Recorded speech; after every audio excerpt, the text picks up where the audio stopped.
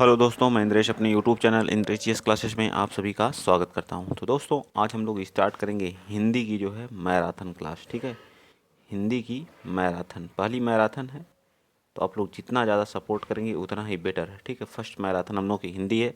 कम से कम 1 या 1.5 से 2 घंटे तक क्लास चल सकती है। ठीक है, टोटल हम लोग 200 क्वेश्चन है। देखते हैं कितने क्वेश्चन आज करते हैं। अगर इसमें नहीं कंप्लीट होगा तो अगला मैराथन लेंगे इसी का। ठीक है, चलिए आइए स्टार्ट करते हैं आज का पहला क्वेश्चन। ठीक, आप ही लोगों की डिमांड थी मैराथन मैराथन, आज मैराथन लेते हैं, देखते हैं कितना सपोर्ट आप लोग करते हैं। ठीक, चलिए पहला क्वेश्चन, व्याकरण व्याकरण अनुवाद विधि अधिक बल देती है, बताइए किस पर अधिक? शुद्धता पर, प्रवाह पर, या फिर उच्चारण पर, या उपयुक्तता पर? किस पे सबसे ज़्यादा? तो जो हमारी व्याकरण विधि है सबसे ज़्यादा किस पे फोकस करती है? शुद्धता पर। ठीक है, सबसे अधिक बल किस पर देती है? तो शुद्धता पर देती है। जिसे हम लिखना, इसमें क्या होता है, इस विधि में जो होता है, इस व्याकरण अनुवाद विधि में हम क्या करते हैं, विधि में बोलने, लिखने, पढ़ने और शुद्धता पर अधिक बल दिया जाता है। ठीक है, जैसे कोई शब्द हो गया, ठीक है, शब्द, वाक्य, वाक्य, ठीक है, वाक्य, या फिर जो संज्ञा, सर्वनाम, ये सब शब्दों की और विशेषण का जो क्रम चलता है इसमें। ठीक है, जैसे मातृभाषा के अवतरणों को द्वितीय भाषा में अनुवाद कराया जाता है। ठीक है, जैसे मातृभाषा है, आपको हिंदी को इंग्लिश में ट्रांसलेट करना है, तो हम लोग क्या उसकी व्याकरण विधि के द्वारा ही तो ट्रांसलेट करते हैं। जैसे राम जाता है, तो क्या इसमें शुद्ध शुद्ध अगर आपको व्याकरण याद मतलब आता होगा तभी आप उस चीज़ को अनुवाद कर लेंगे, और वो भी शुद्ध शुद्ध। ठीक है, तो आप लोगों को मेरे ख्याल से ये चीज़ समझ में आ गई होगी। चलिए आगे चलते हैं, नेक्स्ट क्वेश्चन। क्वेश्चन नंबर 2 बताइए, जो विद्यार्थियों के अधिगम के आकलन के लिए उपयोग की जाने वाली स्कोरिंग मार्गदर्शिका को कहते हैं। मतलब जो बच्चा अच्छा स्कोर इसमें करता वो क्या कहलाती है? जांच सूची के माध्यम से अच्छा स्कोर करेगा? जी नहीं। क्रम निर्धारण मापी से? बिल्कुल नहीं। ठीक, और ना ही अनुसूची या विस्तृत सूची से। किससे करेगा? रूब्रिक्स से करेगा। याद रखिएगा, बहुत ही इंपॉर्टेंट, रूब्रिक्स क्या होता है? स्कोरिंग मार्गदर्शिका होती है। ठीक है, इसके द्वारा बच्चा क्या करता है? अच्छा स्कोर कर सकता है। ठीक है, चलिए आगे बताइए। क्वेश्चन नंबर 93, शिक्षा में भाषा जो हमारी शिक्षा में भाषा अधिगम की प्रक्रिया को बढ़ावा देने के लिए तकनीकी प्रौद्योगिकी का प्रयोग करना कहलाता है। क्या कहलाता है? तकनीकी मतलब आप किसी तकनीक के माध्यम से आप क्या कर रहे हैं? प्रयोग कर रहे हैं किसी चीज़ का, तो क्या कहलाता है? हमारा ITC कहलाता है। क्या कहलाता है? ITC कहलाता है। ठीक है, ITC कहलाता है। इससे क्या होता है? शिक्षा जो समाज निर्माण की एक क्या होती है? प्रक्रिया होती है। समाज की जो बदलती आवश्यकताओं के साथ साथ क्या है? निर्माण की इस प्रक्रिया में भी अपेक्षा क्या होता है? परिवर्तन दृष्टिगत होते हैं। ठीक है, क्या होते हैं? परिवर्तन दृष्टिगत होते हैं। सूचनात्मक प्रौद्योगिकी तथा संप्रेषण प्रौद्योगिकी का ही क्या है? प्रयोग किया जाता है इसमें।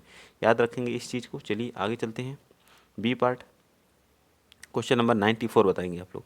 94 क्या कर रहा है? निम्नलिखित में से साक्षरता अर्जित करने में कुशलता होनी चाहिए। मतलब साक्षरता को अर्जित करने में क्या कुशलता होना चाहिए?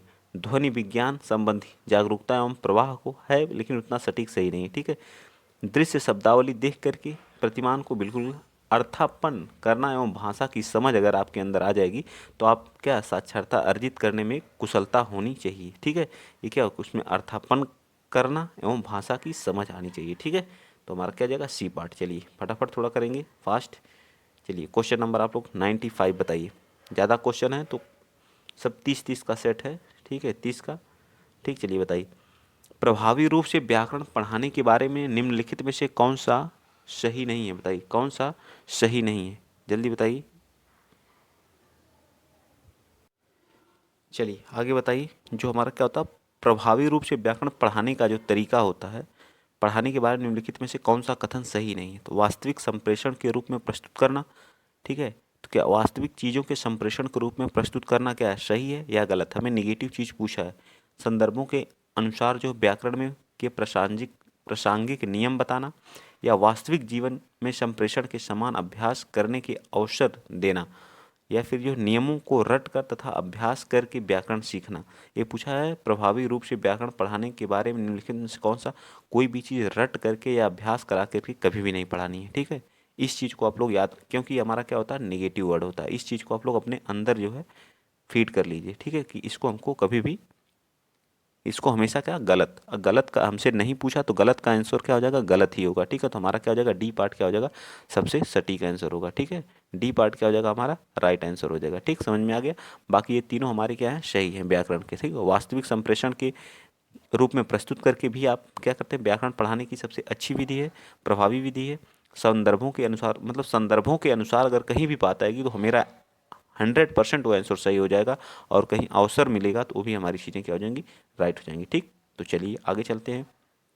अगला क्वेश्चन आप बताएंगे, क्वेश्चन नंबर 96 बताइए। बच्चों में भाषा जो जैविक के रूप में उपस्थित होती है, मतलब जैविक के रूप में उपस्थित होता था, वह भाषा बच्चों को ठीक उसी तरह से विकसित होती है जैसे अन्य जैविक कार्य। यह कथन किसने कहा था? ठीक है, भाषा जो क्या होती है, जैविक के रूप में उपस्थित होती है, यह किसने कहा था बताइए, जैविक के रूप में। ठीक है, तो यह वर्ड, यह कथन किसके द्वारा कहा गया था, और वह उसी प्रकार से, तथा वह भाषा बच्चों में ठीक उसी प्रकार से विकसित होती है जैसे अन्य जैविक कार्य। ठीक है, तो 96 का हमारा क्या आ जाएगा, नॉम चॉम्स्की जी ने कहा था। इस बात को किसने कहा था? चॉम्स्की साहब जी ने कहा था। ठीक है, याद रखेंगे। चलिए नेक्स्ट बताइए, अगला क्वेश्चन 97। कहानियाँ, कहानियाँ बच्चों की भाषा अधिगम, कहानियाँ जो होती है वो बच्चों की भाषा अधिगम का आनंद लेने तथा उनमें जो है साहित्य, यहाँ क्या भराएगा, साहित्य। क्वेश्चन कई बार मैं प्रैक्टिस सेट में करा चुका हूँ। साहित्य की सराहना, साहित्य की सराहना, सराहना, सराहना का बोध कराती है। तो ये पार्ट हमारा यहीं पे राइट हो जाएगा, ज़्यादा इसमें भगदड़ करने की जरूरत नहीं। ये पार्ट हमारा क्या है, साहित्य की सराहना बोध विकसित करने के लिए क्या करती है, प्रोत्साहित करती है। कहानियां बच्चों में, याद कर लीजिएगा, साहित्य की सराहना की बोध विकसित करने में क्या करती है, प्रोत्साहित करती है। ठीक है, चलिए आगे बताइए, क्वेश्चन नंबर नेक्स्ट 98। 98 बताइए, निम्नलिखित में से कौन सा भाषा की पुस्तक में चित्रों के बारे में सबसे महत्वपूर्ण है? चित्र के बारे में। ठीक है, चित्र के बारे में। चित्र अपरिचित एवं याद किए जा सकने वाले संदर्भों में भाषा को समझने में मदद करते हैं। ठीक है, या फिर चित्र शिक्षार्थी द्वारा अपने आसपास क्या देखा, सुना, महसूस किया को मिलाने में सहायता करते हैं। बच्चों की दृश्य साक्षरता विकसित करते हैं। चित्र बनाने वाले तथा शिक्षक की कला एवं सौंदर्य बोध को क्या करते हैं, सराहना करते हैं। क्या ये सही है, या फिर ये बताइए। तो ये हमारा क्या, चित्र जो है अपरिचित एवं याद किए जा सकने वाले संदर्भों में भाषा को क्या करते हैं, भाषा को समझने में क्या करते हैं, मदद करते हैं। ये पार्ट हमारा क्या आ जाएगा, राइट आ जाएगा। ठीक है, चलिए आगे बताइए अगला क्वेश्चन। चलिए आगे बताइए अगला क्वेश्चन, क्वेश्चन नंबर 98 तो हम लोग कर चुके हैं। ठीक है, अब 99 बताइए। 99 क्या कर रहा है, 99 कह रहा है, निम्नलिखित में से कौन सा एक कौशल जो है बच्चों को उन उनका हस्तलेखन विकसित करने में क्या करता है, सहायता करता है। मतलब जो बात बच्चे हाथ से लिखते हैं उसमें क्या विकसित करने में सहायता करता है, उनकी हेल्प करता है। ठीक है, अलमारी में कपड़ों को फैलाना, या फिर कुछ छिलका छिलका देना, तीलियां उठाना, धागों में मनके पिरोना, किसके द्वारा करेगा? तो अलमारी में कपड़े तहने से तो होगा नहीं, छिलका, कुछ छिलका देना इससे भी नहीं। जब वो धागे में मनके पिरोएगा तो उनका क्या करेगा, हाथ क्या करेगा, वर्क करेगा। ठीक है, एक स्किल की तरह उनका क्या करेगा, हाथ कार्य करता है। ठीक है, तो यही हमारा क्या आ जाएगा, हस्तलेखन विकसित करने में सबसे हमारा महत्वपूर्ण, धागे में मनके पिरोना हमारा क्या आ जाएगा, सबसे राइट आंसर हो जाएगा। ठीक है, हस्तलेखन को विकसित करेगा। ठीक, चलिए आगे बताएंगे, क्वेश्चन नंबर 100। क्वेश्चन नंबर 100 बता दीजिए आप लोग। कह रहा कि बच्चे अपने लिखने की शुरुआती यात्रा, मतलब आड़ी तिरछी, मतलब ऐसे कुछ ऐसे ऐसे बनाते हैं। ठीक है, लिख नहीं पाते हैं। ठीक है, टेढ़ा मेढ़ा कुछ भी लिख देते हैं बच्चे, बना करके करते हैं। ये चिन्ह क्या कहलाते हैं? चित्रकारी कहलाते हैं, कीरम कांटे स्क्रिबलिंग कहलाते हैं, स्वयं की वर्तनी कहलाते हैं, या लेखन कहलाते हैं। तो इन्हें जब बच्चा जब छोटा रहता है तो ऐसे ऐसे ऐसे ऐसे गोल गोल बनाता है। आप लोग देखेंगे वो खुद नहीं क्या लिखता है। ठीक है, तो उसको बोलते हैं क्री कीरम कांटे या स्क्रिबलिंग बोलते हैं। क्या बोलते हैं? कीरम कांटे या स्क्रिबलिंग। आप लोग स्क्रिबलिंग याद रख लीजिए, तिरछी रेखाएं बना करके या फिर ऐसे ऐसे करके बच्चा सीखता है। इन सभी को हम लोग क्या बोलते हैं, स्क्रिबलिंग बोलते हैं। ठीक है, तिरछी कांटे, क्रीम कांटे या स्क्रिबलिंग बोलते हैं। ठीक है, बहुत छोटे बच्चे अपने घर में ही, विद्यालय में क्या करते हैं, समुदाय में लेखन को देखते देखते हुए या जल्दी से ही क्या करते हैं, समझने लगते हैं। ठीक है, इन सब चीज़ों को। ठीक है, इसे हम कीरम या स्क्रिबलिंग कहते हैं। चलिए आगे बताइए, क्वेश्चन नंबर 101। 101 क्या कह रहा, कि जो द्विभाषी बच्चे या दो भाषा जानने वाले बच्चे किसी से बात करते समय प्रायः एक भाषा के शब्दों का प्रयोग करते हैं, कहलाता है। संकेत बदलना, प्रायः एक भाषा के शब्दों का प्रयोग करते हैं, क्या कहलाता है? तो ये क्या कहलाता है, संकेत को क्या करना, संकेत बदलना कहलाता है। क्या कहलाता है? संकेत बदलना कहलाता है। संकेत मिश्रित करना, बिल्कुल। साक्षरता, बहुभाषिकता क्या कहलाता है? तो हमारा क्या कहलाता है, जो द्विभाषी बच्चे होते हैं या दो भाषा को अधिक जानने वाले, किसी भी बात करते समय, किसी से भी बात करते समय प्रायः वे एक भाषा के शब्दों का प्रयोग करते हैं। उनके द्वारा प्राय एक भाषा के शब्दों का प्रयोग करना। जैसे कोई बच्चा है, मान लीजिए कोई राम बच्चा है, ठीक, राम नाम का, ठीक है, तो इंग्लिश भी जानता है और हिंदी भी जानता है, ठीक है, इंग्लिश और हिंदी दोनों जानता है। तो प्रायः वो एक भाषा में बात करेगा तो उसे संकेत बदलना क्या क्या कहलाता है, वो संकेत बदलना कहलाता है, ठीक है। तो ये पार्ट हमारा क्या आ जाएगा, राइट आ जाएगा। चलिए आगे बताइए, क्वेश्चन नंबर 102। जो शिक्षक बच्चों का आकलन करता है या करती है, शिक्षक बच्चों का आकलन कैसे, यह ज्ञात करने के लिए कि कक्षा में कौन सा भाषा का श्रेष्ठतम उपयोग करते हैं, यह पता लगाने के लिए कि बच्चों को सीखने में कहाँ कमी आ रही है, बच्चों को उनकी आगे अधिगम के लिए सहायता प्रदान करने के हेतु योजना बनाने के लिए, या फिर जो बच्चों की उनकी सहपाठियों की तुलना, जहाँ आएगा तुलना शब्द तो हमारा रॉन्ग हो जाएगा, ठीक है, क्या हो जाएगा, रॉन्ग आंसर हो जाएगा, ठीक। तो 102 का हमारा राइट आंसर आ जाएगा सी, बच्चों को उनकी आगे के अधिगम के लिए सहायता प्रदान करने हेतु योजना बनाने के लिए जो है शिक्षक बच्चों का आकलन करता है या करती है, ठीक है। चलिए आगे बताएंगे अगला क्वेश्चन, क्वेश्चन नंबर 103 बताइए। आज की मैराथन में इतना आप लोग सपोर्ट कर दीजिएगा ताकि और मैराथन इसी तरह से आती रहे कंटिन्यू, ठीक है। बहुत ज़्यादा प्यार, क्योंकि समय नहीं बचा आपके पेपर में, मोस्ट ज़्यादा से ज़्यादा जो आपको 15 दिन मिलेंगे, ठीक है। 15 दिन के बाद आपकी 100% स्टार्ट हो जाएगी।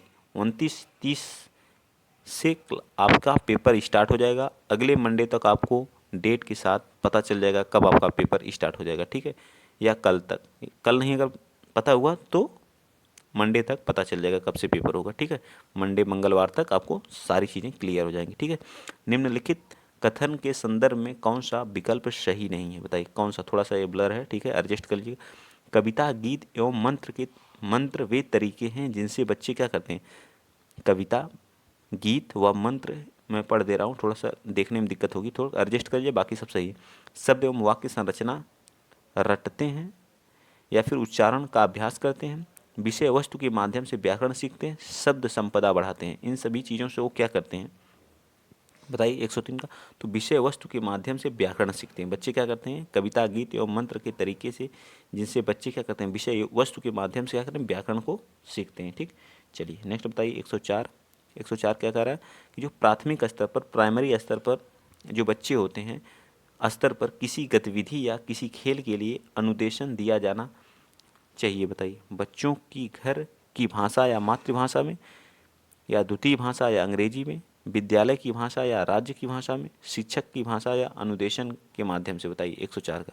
तो 104 का हमारा ए पार्ट, बच्चे को हमेशा क्या उसकी मातृभाषा में क्या करनी चाहिए, शिक्षा या कोई अनुदेशन दिया जाना चाहिए, ठीक, गतिविधि या खेल उसे हमेशा उसकी मातृभाषा में ही, मातृभाषा को क्या महत्वपूर्ण मानना है, यह एक सहज और स्वाभाविक भाषा होती है, सहज होती है और क्या होती है, स्वाभाविक होती है, स्वाभाविक होती है, ठीक है, सहज एवं स्वाभाविक होती है। इस बात को या अनुकरण के माध्यम से सीखी जाती है, बच्चा अनुकरण के माध्यम से इसको क्या करता है, सीखता है, ये भी चीज़ें आपको याद होनी चाहिए, ठीक है। चलिए आगे बताइए, क्वेश्चन नंबर 105। क्वेश्चन नंबर 105 क्या कर रहा है, सभी बच्चे उन गतिविधियों द्वारा अभिप्रेरित होते हैं जिनसे योजना वयस्क द्वारा बनाई जाती है, जिनकी योजना बच्चों द्वारा बनाई जाती है, जो बच्चे के लिए अर्थपूर्ण होती है, जो अध्यापक के लिए अर्थपूर्ण होना तो बिल्कुल गलत बात है, जो बच्चों के लिए अर्थपूर्ण होती है उस योजना से बच्चा क्या होता है, हमेशा अभिप्रेरित रहता है, क्या रहता है, अभिप्रेरित मतलब मोटिवेट रहता है, क्या रहता है, मोटिवेट रहता है, इस चीज़ को आप लोग याद रखेंगे, ठीक है, क्या रहता है, मोटिवेट रहता है, ठीक है। तो आप लोग ज़्यादा से ज़्यादा वीडियो शेयर कर दीजिएगा, चलो लंबी क्लास चलेगी, ठीक है, तो सपोर्ट बनाए रखिएगा। ये हमारे पेडागोजी के 15 खत्म हुए, अब हम लोग आ जाते हैं किस पे, एक गद्यांश हमको दिया गया, उसको पढ़ करके क्या करना, आंसर देना है, ठीक है। क्या परिचय दूं मैं अपना, मतलब कभी कह रहा है क्या परिचय दूं मैं अपना, द्रौपदी, पंचाली, कृष्ण, यज्ञसेनी, सभी संज्ञाएं विशेषण हैं, सभी संज्ञाएं विशेषण हैं, यह संबंध सूचक कभी गौर किया है तुमने, यह क्या है, यह सभी संज्ञाएं क्या हैं, विशेषण है, ठीक है। आगे कह रहा गौर किया है तुमने, मेरा कोई नाम नहीं, द्रोणाचार्य के अपमान का बदला चुकाने को पिता को चाहिए था योद्धा, मतलब पिताजी को क्या योद्धा चाहिए था, और मैं धृष्टद्युम्न के पीछे, ठीक है, यज्ञ की अग्नि से औचक ही निस्तृत में सबको स्तब्ध कर खुद की प्रयोजना बनाती रही, अजन्म सुई की नोक के बराबर भूमि न पाने वालों के औरस अब तक मुझ पर उंगली उठाते थकते नहीं कि लाखों लोगों की मृत्यु का कारण मैं रही, और भी कई कहानियां बुन ली उन्होंने महज इसलिए कि मैं कभी रोई नहीं गिड़गिड़ाई नहीं, ठीक है, कभी रोई नहीं कभी गिड़गिड़ाई नहीं। और कहानियाँ, न माँ के सम्मुख जब उन्होंने बांट दिया 5 बेटों में, और न कु कुरुसभा में जहाँ 5-5 पतियों के बावजूद मैं अकेली पड़ गई। ये किसने कहा? द्रौपदी जी ने, ठीक है। तो आप लोगों को समझ में आ गई होगी। चलिए आगे बताइए, अब क्वेश्चन इनसे जो भी रिलेटेड है उनके बारे में बताइए। कुरुसभा में उपस्थित द्रौपदी के पतियों को क्या कहा जाता है? बताइए क्या कहा जाता है? पांचाल, पांडव, कुरु या आभारी? ये सब सारी चीज़ें करा चुका हूँ। क्या पांडव कहलाते थे? क्या कहलाते थे?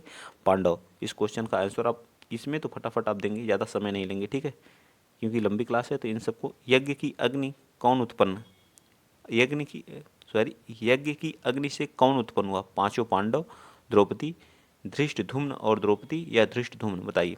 तो कौन? धृष्टद्युम्न और द्रौपदी क्या करते हैं? यज्ञ की अग्नि से धृष्टद्युम्न और द्रौपदी उत्पन्न हुए। धृष्टद्युम्न जो पंचाल द्रुपद का क्या अग्नि तुल्य तेजस्वी पुत्र था। इस चीज को आप याद रखेंगे। चलिए 108 बताइए। पिता को चाहिए कि एक योद्धा यहाँ किस योद्धा की बात कर रहा है? ध्रुपद की, अर्जुन की, धृष्टद्युम्न की, या अश्वत्थामा की? तो किसकी बात कर रहा है? धृष्टद्युम्न की बात की जा रही है यहाँ पे, ठीक है। वो हमें भी उसमें पैराग्राफ में भी दिया है, ठीक। चलिए नेक्स्ट बताइए 109। यहाँ पांचाली से क्या आशय है? पांचाली से आशय क्या है? बताइए। पांचाल देश की राजकुमारी। पांचाली से आशय क्या है? पांचाल देश की राजकुमारी, ठीक है। पांचाल की 5 पत्नियां ये भी नहीं है और ना ही ये भी है, ठीक है। द्रोणाचार्य शब्द का संधि विच्छेद क्या होगा? बताइए। तो द्रोणाचार्य का होता है द्रोण प्लस आचार्य, ठीक है। द्रोण प्लस आचार्य मिल करके क्या हो जाएगा? द्रोणाचार्य। इसमें कौन सी है? दीर्घ संधि है, ठीक है, दीर्घ संधि है। निःसृप्त शब्द है। निःसृप्त शब्द क्या है? निःसृप्त शब्द क्या है? तो निःसृप्त शब्द एक क्या है? तत्सम शब्द है, संस्कृत का शब्द है। जो ज्यों का त्यों संस्कृत में लिए जाते हैं उसे बोलते हैं हम जो है क्या? तत्सम शब्द, ठीक है। आ गया होगा समझ में। चलिए आगे चलते हैं। अगला क्वेश्चन आप बताएंगे। कुछ अगला गद्यांश है, ठीक है। गद्यांश को पढ़ के आंसर देना है, ठीक।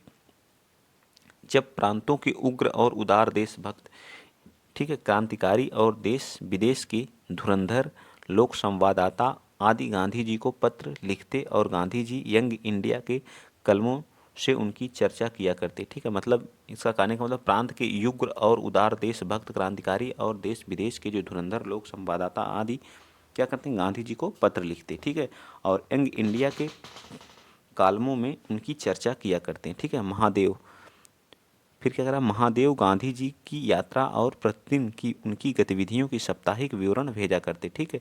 इसके अलावा महादेव देश विदेश के अग्रगण्य समाचार पत्र, जहाँ ये थोड़ा सा मिट गया, आंखों में तेल डालकर गांधी जी की प्रतिदिन की गतिविधियों को देखा करते थे और उन पर बराबर क्या करते थे? टीका टिप्पणी करते थे। उनको आड़े हाथ लेने वाले लेखक भी समय समय पर लिखा करते थे बेजोड़ कालम, भरपूर चौकसाई। ऊंचे से ऊंचे ब्रिटिश समाचार पत्रों की परंपराओं को अपनाकर चलने का गांधी जी का आग्रह और कट्टर से कट्टर विरोधियों के साथ पूरी की पूरी सत्यनिष्ठा में क्या हुआ? उत्पन्न होने वाले जो विनय विवेक युक्त विवाद करने की गांधी जी की जो तालीम, इन सभी गुणों ने क्या किया? तीव्र मतभेद और विरोधियों के प्रचार के बीच में भी देश विदेश के सारे समाचार पत्रों को दुनिया में और एंग्लो इंडियन समाचार पत्रों के बीच में व्यक्तिगत क्या कराया? व्यक्तिगत रूप से एमडी को सबका लाडला बना दिया था, ठीक है। गांधी जी के पास आने से पहले अपनी विद्यार्थी अवस्था में महादेव ने सरकार के अनुवाद विभाग में नौकरी की थी। नरहरि भाई उनके जिगरी दोस्त थे। दोनों एक साथ वकालत पढ़े थे। नरहरि भाई उनके जिगरी क्या थे? दोस्त थे। दोनों ने अहमदाबाद में वकालत भी साथ साथ शुरू की थी। इस पेशे में आमतौर पर स्याह को सफ़ेद और सफ़ेद को स्याह करना होता है। क्या होता है? स्याह को सफ़ेद और सफ़ेद को स्याह करना होता है। साहित्य व संस्कार के साथ इनका कोई संबंध नहीं रहता, लेकिन इन दोनों ने तो उसी समय से टैगोर, शरदचंद्र आदि के साहित्य को उलटना पुलटना शुरू कर दिया था। चित्रांगदा कच्छ देवयानी की कथा में टैगोर द्वारा रचित विदाई का अभिशाप शीर्षक नाटिका शरद बाबू की कहानियां आदि अनुवाद उस समय की सबसे साहित्य गतिविधियों की देन है। ठीक है, अब हमको इसको क्या कर देना, आंसर देना। हमने पूरा गद्यांश को पढ़ा, अब इससे जो भी प्रश्न बने हैं उनको पढ़ते हैं। ईश्वर के नाम का गोदना अंकित करवाने वाला समुदाय कौन सा था, बताइए। ईश्वर के नाम का जो है गोदना अंकित करवाने वाला समुदाय कौन सा था। इसका सबसे सटीक और राइट आंसर क्या हो जाएगा, 112 का, बताइए जल्दी बताएं आप। 112 का ईश्वर के नाम का गोदना अंकित कराने वाला समुदाय क्या था, राम नामी समुदाय था। ठीक है, क्या है, राम नामी समुदाय। ठीक है, चलिए आगे। राम नामी पंथ के अनुयायी कौन थे, ये तो दूसरा मेरे ख्याल से आ गया। ठीक है, तो इसके लिए हम आपसे माफ़ी चाहते हैं। ठीक है, इसको हम लोग छोड़ते हैं, आगे देखते हैं। ठीक है, बाकी जो है ये मतलब गद्यांश कोई और है, प्रश्न कोई और दिया है। ठीक है, तो छोड़ देते हैं इसको। ठीक है, आगे आइए देखते हैं। कुछ क्वेश्चन है, इनको देख लेते हैं तो हम लोग कर ही लेंगे। ठीक, अगला क्या, नैसर्गिक का विलोम क्या होगा, बताइए नैसर्गिक का विलोम क्या हो जाएगा, जल्दी बताइए आप लोग। नैसर्गिक इहलोक का समानार्थी शब्द क्या है, इन सब चीज़ों को तो आप बता सकते हैं। नैसर्गिक का विलोम क्या होता है, तो नैसर्गिक का विलोम क्या होता है, प्राकृतिक। ठीक है, क्या होता है, प्राकृतिक। ठीक है, याद रहेगा ना, क्या रहता है, प्राकृतिक रहता है। कृत्रिम का अकृत्रिम रहता है। ठीक है, कृत्रिम का क्या होता है, अकृत्रिम। क्या रहता है, अकृत्रिम। ठीक है, अकृत्रिम। ठीक, स्वाभाविक का अस्वाभाविक होगा। स्वाभाविक का क्या हो जाएगा, स्वाभाविक होगा। ठीक है, अस्वाभाविक होगा। ठीक, इसी तरह से कुदरती का क्या होगा, अप्राकृतिक होगा। ठीक, इहलोक का समानार्थी शब्द नहीं, बताइए संसार। इहलोक का मतलब इसी लोक में, जगत, परलोक या मृत्युलोक, तो क्या हो जाएगा इसका, परलोक हो जाएगा। ठीक है, इसका समानार्थी नहीं है, मतलब अपोजिट क्या होगा, परलोक होगा। ठीक है, आइए चलते हैं नेक्स्ट, अगला आप लोग बताएंगे 121। ठीक है, चलिए यहाँ से पेडागोजी फिर स्टार्ट हो जाती है। एक शिक्षक विद्यार्थियों को अपनी उंगलियों से रेत से भरी ट्रे में वर्णमाला के अक्षर लिखने के लिए कहती है, तो या कहता है, इस गतिविधि का क्या उद्देश्य। मतलब एक रेत है, आप गए मान लीजिए राजस्थान में रेत है, बच्चे क्या कर रहे हैं, उनको रेत से आप ज़मीन पे भी लिखने को लिए क्या, तो उससे मतलब उंगलियों से लिखने के लिए कहता है। जैसे र लिख दिए, कोई बच्चा ख लिख दिया। ठीक है, वर्णमाला लिखने के लिए बोल रहा है। ठीक है, तो इसका मतलब क्या हो गया, बताइए। वो क्या कक्षा में क्रीडामय परिवेश को बढ़ावा देना चाहता है, उनमें साफ एवं गंदे हाथों में अंतर की समझ बनाना, उनके जो है सूच्यात्मक कौशलों को मजबूत करना, घर के अलगाव लगाव से उनका ध्यान क्या करना, हटाना। बताइए कौन सा हमारा 121 का राइट। तो उनके जो है सूक्ष्म गात्यात्मक कौशलों को क्या करना चाहता है, मजबूत करना चाहता है टीचर। ठीक है, चलिए आगे बताइए, अगला क्वेश्चन नेक्स्ट बताएंगे। अगर जो आगमन विधि या आगमनात्मक विधि प्रारंभ होती है, बताइए कैसे प्रारंभ होती है। जो आगमन विधि है, इसमें हम पहले क्या करते हैं, आगमन विधि में पहले हम उदाहरण देते हैं, उदाहरण के बाद क्या करते हैं, नियम बताते हैं। ठीक, इस वाली विधि में तो बताइए कौन सा, भारी सामग्री से हल्की सामग्री की तरफ, परिचित से अपरिचित, अमूर्त से मूर्त की तरफ। बताइए किधर चलती है आगमन विधि, तो ये हमारी परिचय से अपरिचित की तरफ किधर चलती है, परिचय से अपरिचय की तरफ। ठीक है, अपरिचय की तरफ। ठीक, याद रखिएगा। ठीक है, तो हमारा सी पार्ट क्या हो जाएगा, राइट हो जाएगा। ठीक, चलिए नेक्स्ट बताएंगे क्वेश्चन नंबर 123। बताइए निगमन विधि इसी का जस्ट उल्टा होती है। निगमन विधि क्या रहती है, अपरिचित से परिचित की तरफ चलती है। ठीक है, यह विधि जो स्थूल से सूक्ष्म की तरफ चलती है, ज्ञात से अज्ञात की तरफ, मूर्त से अमूर्त की तरफ चलती है, छात्र केंद्रित होती है आगमन विधि। ठीक, इन सभी चीज़ों को आप याद रखेंगे। चलिए नेक्स्ट बताइए, निम्नलिखित में से कौन एक नाम चौमस्की द्वारा सुझाया गया था। जब बच्चा जन्म लेता है तो उसमें जो है भाषा की बुनियादी योग्यता नहीं होती, बिल्कुल गलत बात है। ठीक है, बच्चे जिस संस्कृति में जन्म लेते हैं उनके अनुसार वे विभिन्न तरीके से एक विभिन्न गति से भाषा सीखते हैं। ये बताइए, भाषा अर्जित करने की नैसर्गिक मानवीय योग्यता होती है। बच्चे सकारात्मक पुनर्बल उत्पाद के रूप में सीखते हैं। इसमें कौन सा सुझाव इन्होंने दिया था, तो इन्होंने क्या किया था, सीप दिया था। ठीक है, इन्होंने क्या बताया था, जो भाषा अर्जित करने में नैसर्गिक मानवीय योग्यता होती है, इसके अनुसार जो है बच्चों में भाषा सीखने को जन्मजात क्षमता होती है। इन्होंने क्या बताया था, जन्मजात। ठीक है, जन्मजात भाषा सीखने की जो बच्चे में क्षमता होती है क्या होती है, जन्मजात होती है।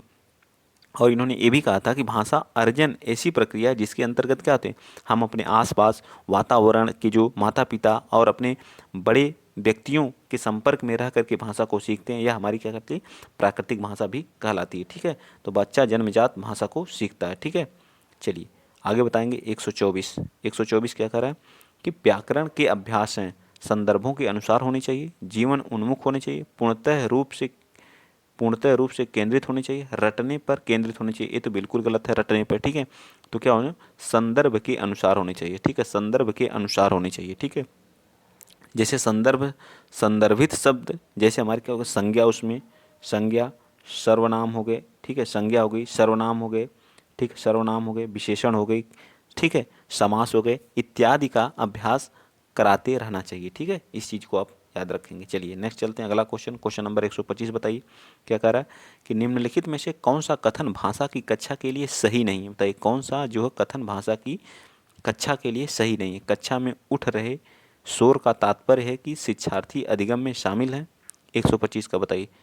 या फिर जो है एक अनुशासित कक्षा वह है जहाँ शिक्षार्थी शांत बैठे हैं और क्या कर रहे हैं, शिक्षक अच्छा पढ़ा रहा है। तो मतलब इसमें कौन सा सही नहीं है पूछा, तो यही हमारा क्या हो जाएगा, नेगेटिव हो जाएगा। ठीक है, नेगेटिव का आंसर क्या हो जाएगा, हमेशा नेगेटिव ही आता है। ठीक है, चिंतन करना, समूह बनाना, साझा करना, समुचित सूची, ये तो बिल्कुल संलग्न तरीके, बिल्कुल सही बात है। ये भी सही है, ये भी सही है। ठीक है, तो हमारा क्या आ जाएगा, ए सी डी हमारे सही है, और हमारा बी क्या है, शांत बैठे हैं और क्या शिक्षक अच्छा पढ़ा रहे हैं। ठीक है, ये हमारा क्या हो जाएगा, गलत है। आगे बताइए, 1 मिनट थोड़ा सा पानी पी लेते हैं। ठीक है, तो आप पढ़िए और आंसर दीजिए, 125, 126 का और 127 का आंसर आप दीजिए। ठीक है, योगात्मक आकलन का मुख्य उद्देश्य और 126।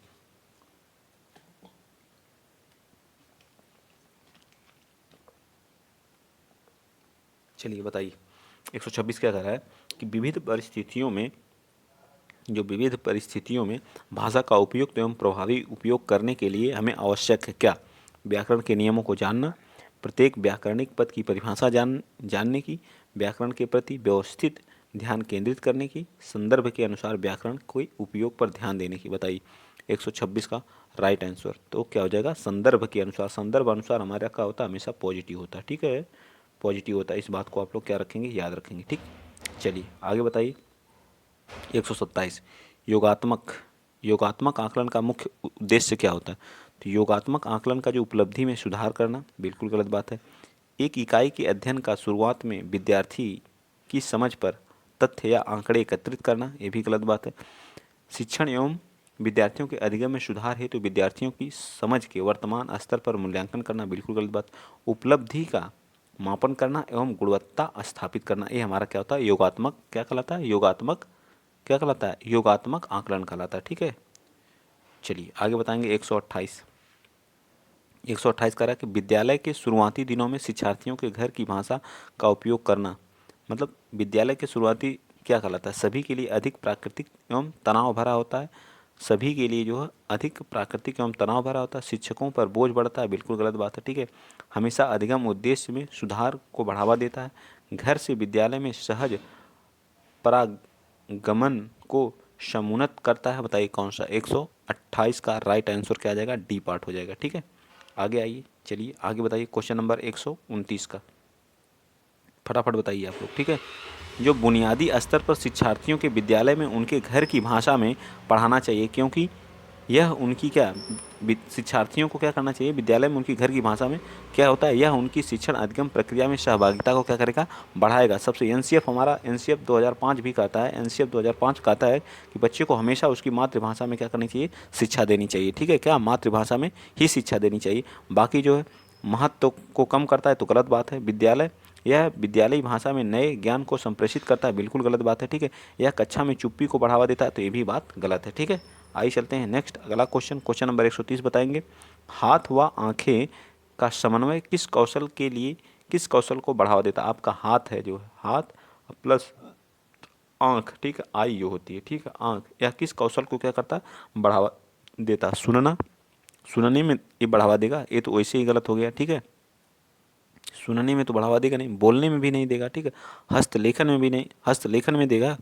बताइए, कौशल का शाब्दिक अर्थ दक्षता, हाथ जो होता है हमें लिखने में, व आंख जो हमें देख के लिखने में क्या करती है, सपोर्ट करती है। ठीक है, तो हमारा क्या आ जाएगा, सी पार्ट हमारा क्या आ जाएगा, हस्तलेखन में क्या करता है, बढ़ावा देता है। ठीक, चलिए नेक्स्ट बताएंगे आप 131 बताइए, निम्नलिखित में से कौन सा कथन सही है, लिखाई और लेखन एक समान है, लिखाई और लेखन एक समान है, या फिर लेखन विचारों की क्या है, अभिव्यक्ति। बिल्कुल सही, आपके क्या विचार है आप उसी को ही तो लिखेंगे, क्या एक अभिव्यक्ति है। ठीक है, तो हमारा बी पार्ट क्या हो जाएगा, राइट हो जाएगा, बाकी सब हमारे क्या है, गलत है। ठीक है, चलिए नेक्स्ट बताइए 132, लिखना सीखने में कीरम, कीरम अभी कीरम का मतलब या स्क्रिबलिंग जिसको बोलते हैं, बच्चा जब टेढ़ा तिरछी आड़ा से लिखता है, ऐसे ऐसे करके जो है बनाता है शुरुआती स्टार्टिंग में, तो महत्वपूर्ण चरण है, क्योंकि बच्चे प्रयास करते हैं जिस दिन से उन्हें पेन या पेंसिल पकड़ उस दिन से शब्द एवं अक्षर लिखने लगते हैं, तो बिल्कुल गलत बात है। ठीक है, अपने लिए चिन्ह से अर्थ निकालने का, पढ़ने लिखने एवं संख्या ज्ञान में कुछ समय बिताने का,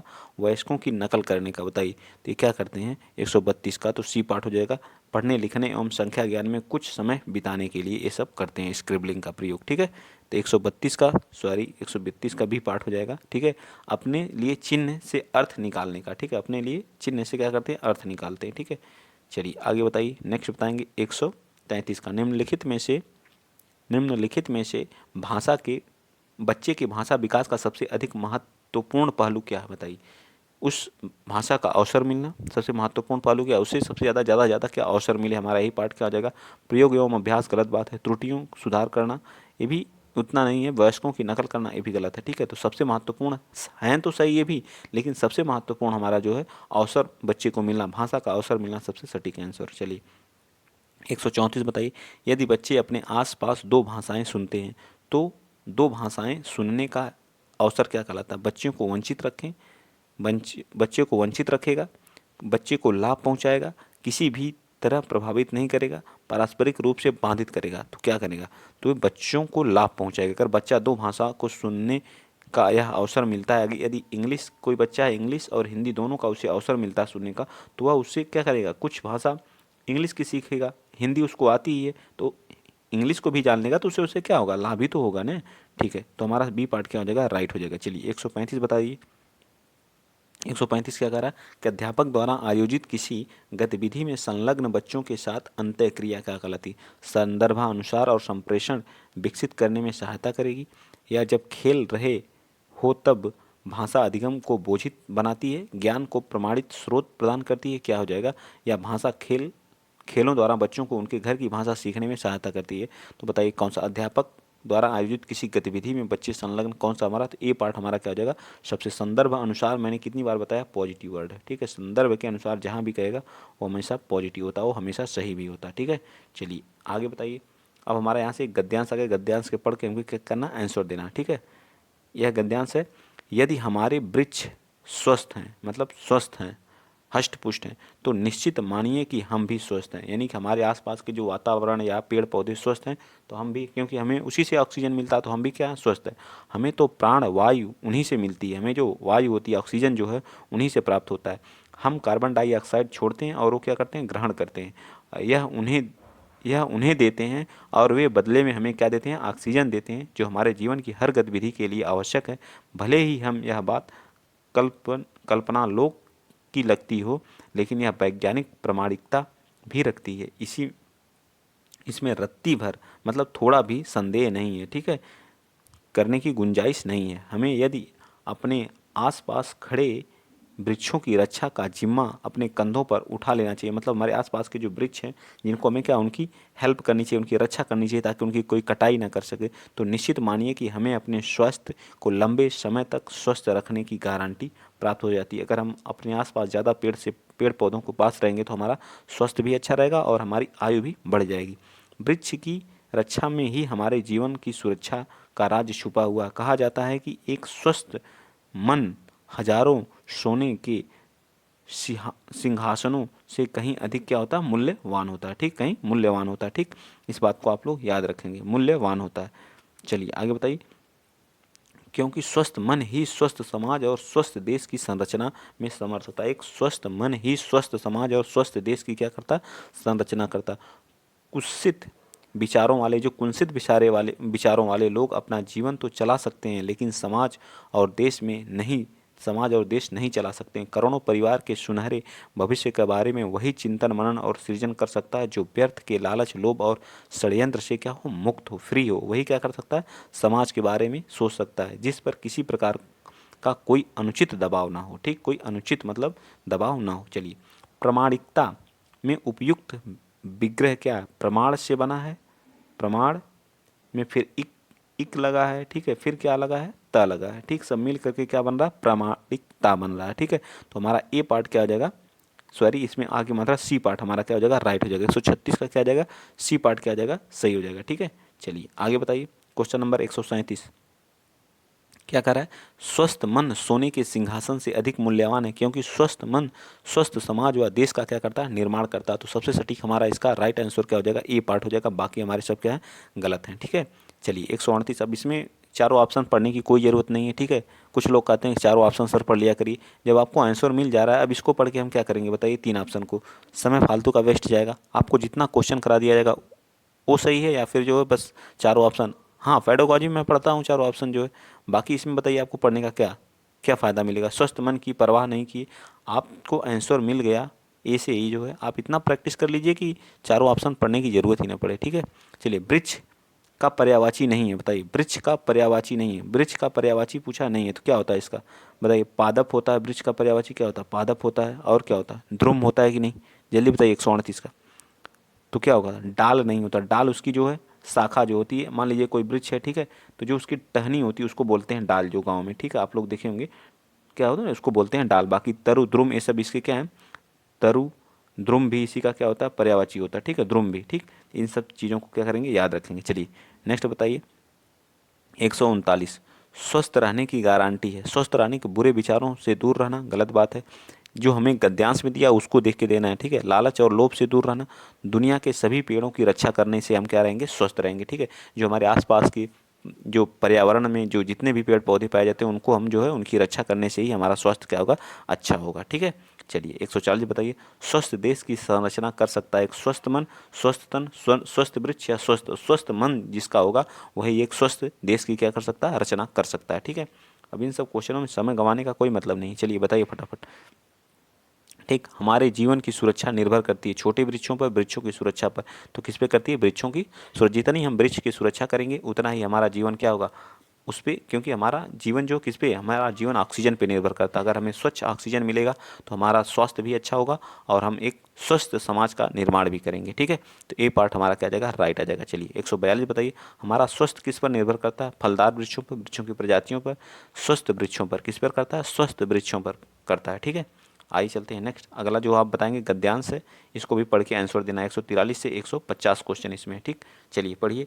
बेल वृक्ष अपने वंश का अकेला वृक्ष है। एक बेल वृक्ष है जो अपने वंश का क्या, अकेला। भारत में बेल वृक्ष जंगली अवस्था में हिमालय के शुष्क पर्वतीय भागों में 350 मीटर, ये पूछ सकता है क्वेश्चन, ठीक है, तो याद रखिएगा 350 मीटर तक की ऊंचाई वाले भागों में देखने को मिलता है, हिमालय के शुष्क पर्वतीय भागों में। ठीक है, इसके साथ ही मध्य भाग में और दक्षिण में भी मिलता है, दक्षिण में भी मिलता है। और इसे देश अलग अलग स्थानों पर तथा अलग अलग भाषा के लोग अलग अलग नामों से जाना जाता है। हिंदी हिंदी उर्दू तथा बांग्ला में इसे बेल कहा जाता है। हिंदी उर्दू और बांग्ला में इसे बेल कहा जाता है। प्राचीन हिंदी में इसका नाम श्रीफल है। प्राचीन हिंदी में याद रखिए क्या है, प्राचीन हिंदी में श्रीफल है। वर्तमान समय में श्रीफल नारियल को कहा जाता है। ठीक है, वर्तमान समय में श्रीफल नारियल को कहा जाता है। भारत में बेल की खेती लगभग सभी स्थानों पर सफल है। ऐसे में इसे ऐसे स्थानों पर भी उगाया जाता है जहाँ वृक्ष नहीं उगाए जा सकते हैं। बेल तापमान का उतार चढ़ाव सहन करने की अद्भुत क्या होती है, क्षमता होती है। ठीक है, क्या होती है, क्षमता होती है। चलिए आगे देख लीजिए, क्षमता होती है, क्षमता होती है। ठीक है, वर्तमान में श्रीफल को आगे। ठीक, तापमान उतार चढ़ाव में क्षमता होती है। यह 7 डिग्री सेल्सियस से 48 डिग्री सेल्सियस तापमान सहन कर सकता है और यह अपना विकास करता है। इस वृक्ष की ऊंचाई 10 से 15 मीटर तक हो सकती है, कभी कभी 18 मीटर भी हो जाती है। देखने को बेल का तना अधिक मोटा नहीं होता। बेल वृक्ष के तने और इसकी शाखाएं उप शाखाओं की छाल मोटी कोमल परतदार होती है। यह पतझड़ के मौसम में पूरी तरह से पर्णहीन हो जाता है और फिर यह क्या करता है, धीरे धीरे क्या कर नई पत्ती आ जाती है। बेल वृक्ष की ताजी और नई पत्तियां कोमल और चमकदार हल्का गुलाबीपन के लिए होती हैं, गुलाबीपन लिए होती हैं। बेल वृक्ष के बीज को जोड़कर इसके सभी अंग औषधि महत्व के लिए क्या है, बेल वृक्ष के जो बीज को छोड़कर इसके सभी मतलब इसके जो बीज को छोड़ करके बाकी सभी चीज़ें इसके क्या होती हैं, औषधि के लिए क्या होती हैं, महत्वपूर्ण होती हैं। ठीक है, तो हम लोग का यहाँ पे फिनिश होता है गद्यांश, और हम अब इससे क्या जो रिलेटेड आंसर हैं उनको देंगे। बेल में सहने की अद्भुत क्षमता होती है क्या, बहुत अधिक गर्मी सहने की, बहुत अधिक वर्षा, तापमान में उतार चढ़ाव, वहाँ था गद्यांश में उतार चढ़ाव क्या सहने की क्षमता होती है। तो 143 का सही क्या हो जाएगा, सी पार्ट हो जाएगा। ठीक है, पर्णहीन, जिसको पत्ते से जो पर्णहीन, पर्णहीन, पर्ण से विहीन या हीन, मतलब जो जिनके पत्ते झड़ गए हैं, तो मतलब अलगाव की स्थिति हो रही, तो यहाँ क्या हो जाएगा, तत्पुरुष समास हो जाएगा। ठीक है, से के द्वारा, क्योंकि इसमें क्या आ रही, विभक्ति आ रही। ठीक है, तो सी पार्ट हमारा क्या हो जाएगा, राइट हो जाएगा। चलिए आगे बताइए। बेल वृक्ष की छाल होती है, बताइए 145 का, मोटी कोमल परतदार होती है, पतली कठोर, ये तो गलत बात है, पतली नहीं होती है, मोटी होती है, कोमल होती है और परतदार होती है। तो ए पार्ट हमारा क्या आ जाएगा, इसका राइट आंसर हो जाएगा 145 का। चलिए 146, तना शब्द संज्ञा है, तना जातिवाचक है, गुणवाचक है, भाववाचक है या व्यक्तिवाचक है। तो तना एक क्या है, जातिवाचक है। ठीक है, तना क्या है, एक जातिवाचक है। तना, घोड़ा, फूल, तना, मनुष्य, वृक्ष, ये सब क्या है, हमारे जातिवाचक हैं। ठीक है, चलिए 147 बताइए। बेल वृक्ष से संबंध कौन सा कथन सत्य नहीं है, इसकी पत्तियां कोमल और चमकदार होती हैं, इसकी ऊंचाई 10 से 15 मीटर होती है, बिल्कुल सही कहा है। ठीक है, इसके ऐसे स्थानों पर उगाया जा सकता है जहां अन्य वृक्ष नहीं उगते हों, इसकी जो पत्तियां कठोर व गहरे हरे रंग की होती हैं, तो कौन सा राइट हो जाएगा, तो डी पार्ट, इसकी पत्तियां क्या गुलाबीपन होता है। ठीक है, क्या होता है, गुलाबीपन होता है। ठीक, इस बात को याद रखेंगे। चलिए अगला क्वेश्चन, क्वेश्चन 148 बताइए। करा बेल वृक्ष ने किस अंग के औषधि गुण नहीं होते हैं, तो उसके बीज में जो है औषधि के गुण नहीं पाए जाते हैं, बाकी पत्तियां, फल, जड़ सभी में पाए जाते हैं। ठीक, इस बात को याद रखिएगा। भारत में बेल की खेती होती है कहाँ पे, दक्षिण भारत के तटों पर, उत्तर भारत के स्थानों पर, लगभग सभी पर्वतीय स्थानों पर, लगभग सभी स्थानों पर। तो सभी स्थानों पर भारत में बेल पत्र की जो खेती है सभी स्थानों पर होती है। ठीक, 150 बता दीजिए। प्राचीन हिंदी में बेल को कहा जाता है, बताइए क्या कहा जाता है, प्राचीन हिंदी में बेल को क्या कहा जाता है, श्रीफल कहा जाता है। ठीक है, क्या कहा जाता है, श्रीफल कहा जाता है। तो लगभग हम लोग 60 क्वेश्चन कर चुके हैं। ठीक है, आप बताएंगे 60 क्वेश्चन में आपके कितने सही हुए हैं, थोड़ा सा आप लोग पानी वानी पी लीजिए। ठीक है, फिर हम आगे स्टार्ट करते हैं। आज कम से कम 100 क्वेश्चन तो करेंगे ही, जो 100। ठीक है, अगला स्टार्ट करने जा रहे हैं। तो आज की मैराथन है, डरना नहीं है किसी को। ठीक है, चलिए आगे बताते रहिए, थोड़ा सा पानी वानी पीते रहिए आप लोग जो बीच बीच में। ठीक है, चलिए स्टार्ट करते हैं अगला जो है। ठीक, फिर 91 से फिर 30 क्वेश्चन का सेट आ गया। ठीक, चलिए जो संप्रेषणात्मक भाषण शिक्षण के संबंध में ए और बी पर विचार करना। शिक्षक की जो भूमिका होती है सामान्यतः वाचन के लिए मॉडल होने के बजाय एक क्या होता है, साधक या मॉनिटर की है, या शिक्षार्थियों को सीखने के व्यक्तिवादी उपागम के आधार पर कक्षा की गतिविधियों में भाग लेना पड़ता है, या इसको बताइए कौन सा हमारा राइट हो जाएगा 91 का। बताइए 91 का कौन सा सही होगा, जल्दी बताइए। तो 91 का हमारा ए पार्ट, ए सही है और बी क्या है, गलत है। ठीक है, बी क्या है, गलत है। चलिए नेक्स्ट बताएंगे क्वेश्चन नंबर 92। 92 क्या कह रहा है कि मान्यताओं का वह समूह जो इस बात की व्याख्या करता है कि भाषा संरचना या नियमों का समूह है, किस रूप में जाना जाता है। बताइए मान्यताओं का वह समूह जो बात की व्याख्या करता है कि भाषा संरचनाओं का यह नियम का समूह है, किस रूप में, उसे संप्रेषणात्मक उपागम कहते हैं, या अंतःक्रियात्मक या संरचनात्मक। तो क्या है, संरचनात्मक हमारा उपागम होता है। भाषा भाषा संरचनाओं या नियमों का समूह जो क्या संरचनात्मक उपागम होता है। चलिए 93 बता दीजिए। समूह समूह प्रस्तुति के दौरान यदि किसी विद्यार्थी के द्वारा अनुचित व्यवहार प्रदर्शित किया जाता, तब एक अध्यापक होने के नाते आप क्या करना चाहेंगे। समूची समूची कक्षा के सामने उस पर चिल्लाएंगे, गलत बात है, चिल्लाएंगे कभी नहीं। उससे बात करेंगे, उससे सभी के सामने बात करेंगे, उससे कुछ नहीं कहेंगे और उसे स्व अनुशासित होने की अपेक्षा करेंगे। तो सबसे राइट आंसर 93 का क्या हो जाएगा, बताइए। तो ये उससे क्या करेंगे, बात करेंगे। ठीक है, क्या करेंगे, बात करेंगे और उसे समझाएंगे आप जो है। ठीक है, चलिए अगला बताइए 94। समूह एक ग्रुप है, उसमें वाद विवाद में भाग लेने के लिए भाषा शिक्षक के शर्त रखता है कि समूह में चार विद्यार्थी कनिष्क से तथा एक विद्यार्थी वरिष्ठ वर्ग से, दो एक कनिष्क कनिष्क बनाता है, एक दो का वर्ग बनाता है, एक वरिष्ठ वर्ग। से होना चाहिए, जो आवश्यकता पड़ने पर कनिष्कों की सहायता कर सके। मतलब एक क्या है, एक जूनियर है, एक क्या है, सीनियर है, ठीक है, उनके बीच में ग्रुप बनता है। तो क्या करा, समूह निर्माण का यह विचार किसके सिद्धांत पर आधारित है? जिन पियाजे के, वाइगोत्स्की के, ब्लमफील्ड के सिद्धांत पे या क्रैशन के सिद्धांत पे? किसके सिद्धांत पे आधारित है? 94। तो हमारा क्या आ जाएगा? वाइगोत्स्की। इससे क्या करता है, समाज के साथ बच्चा इंटरेक्ट करके सीखता है, समाज और संस्कृति के साथ बच्चा क्या करता है, इंटरेक्ट करके सीखता है। तो उसमें छोटा बच्चा तो उनका क्या करेगा, उनसे अनुकरण करके, उनके समाज के साथ रह करके क्या करेगा, जल्दी सीखेगा। चलिए 95, पत्नी से अगला क्या आ गया, पत्नी जल्दी करो हमें देर हो जाएगी, ठीक है। सहकर्मी कहता है, सहकर्मी, पत्नी से पति कहता है जल्दी करो हमें देर हो जाएगी। सहकर्मी से जाने का समय हो गया है, हमें बैठक के लिए देर हो जाएगी। वरिष्ठ नियोक्ता से महोदय शाम के 4 बज गए हैं और बैठक 4:15 बजे है, क्या अब हमें चलना नहीं चाहिए? भाषण में यह इन भिन्नता को किस रूप में जानना चाहिए? शुद्धतावादी, अस्तर भिन्नता, या रजिस्टर, या मुहावरेदार? बताइए। तो ये क्या है, इनकी सभी की जो भाषाएं थी वो क्या थी, बताइए क्या थी, जल्दी बताइए। तो इनकी क्या थी, शुद्धतावादी थी। क्या थी, शुद्धतावादी थी। इस बात को आप याद रखेंगे, ठीक। चलिए 96, बोली के संबंध में कौन सा कथन ए या बी पर विचार करना? किसी देश के एक हिस्से में बोली जाने वाली विविध भाषा में से एक प्रकार जो क्षेत्रीय बोली के रूप में जानी जाती है, ठीक है, बिल्कुल सही है। एक क्षेत्रीय बोली के रूप में क्या की जाती है? 96 का ये क्या है, सही है, ठीक है। अब ये क्या है, पहला तो सही है। एक समान शैक्षिक पृष्ठभूमि वाले लोगों द्वारा विविध प्रकार का उपयोग की जाने वाली भाषा एक प्रकार की बोली होती है, बिल्कुल गलत बात है, ठीक। तो ए पार्ट हमारा क्या आ जाएगा, राइट आ जाएगा, ठीक है। चलिए नेक्स्ट बताइएगा 97 का। 97 क्या करा है, एक जो बोली क्या था, मानक बोली का दर्जा पाने के लिए निम्नलिखित चरण से गुजरना पड़ता है। किन चरणों से गुजरना पड़ता है 97 का? तो सबसे पहले आप क्या करेंगे, उसका चयन करेंगे, ठीक। क्या करेंगे, चयन करेंगे। चयन करने के बाद क्या करेंगे आप, संहिताकरण करेंगे, ठीक है। संहिताकरण करना है इसका जो, ठीक है।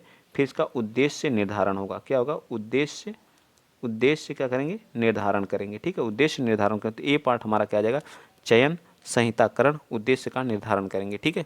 चलिए नेक्स्ट बता दीजिए, क्वेश्चन नंबर 98। 98 का शिशुओं में भाषा के विकास के संबंध में कथन ए और बी पर विचार करें।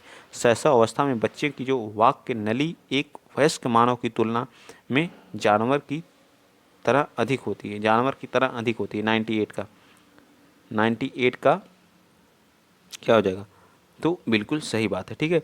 6 से 12 महीने के दौरान एक बच्ची तरह तरह के बबलाना और दोहराव वाले बबलाना में संलग्न रहती है। बिल्कुल, एक 6 से 12 साल का जो बच्चा रहता है उस चीज़ को क्या बार बार दोहराता है, अपने आप में क्या करता है, बातें करता रहता है। तो हमारा क्या आ जाएगा, राइट आंसर बताइए 98 का। तो सी पार्ट क्या आ जाएगा, 98 का राइट आंसर आ जाएगा, ठीक है। सी पार्ट क्या आ जाएगा, राइट आंसर आ जाएगा, ठीक है। अ और बा दोनों क्या है, सही है। भाषा, जो भाषा विज्ञान का कौन कौन सी शाखा संदर्भ में भाषा से जुड़ी है? अर्थ विज्ञान, आकृति विज्ञान, स्वर विज्ञान, या उपयोगिता विज्ञान? तो 99 का जो हमारा क्या आ जाएगा, उपयोगिता विज्ञान हमारा क्या है, भाषा विज्ञान की कौन सी शाखा संदर्भ में भाषा से जुड़ी? तो उपयोगिता विज्ञान, ठीक है। नेक्स्ट बताइए 100। वाइगोत्स्की के अनुसार जब कोई बच्चा या बच्ची भाषा की मदद से अपने स्वयं के कार्यों को निर्देशित करता या करती है, तो लेकिन यह भाषा दूसरे के लिए श्रव्य नहीं है, उसके वाचन को क्या कहेंगे? दूसरे के लिए श्रव्य तो आंतरिक भाषण, सामाजिक भाषण, या आत्म केंद्रिक भाषण, या निजी भाषण? खुद की भाषा की मदद से अपने स्वयं के लिए नहीं, तो कौन सी कहलाती है?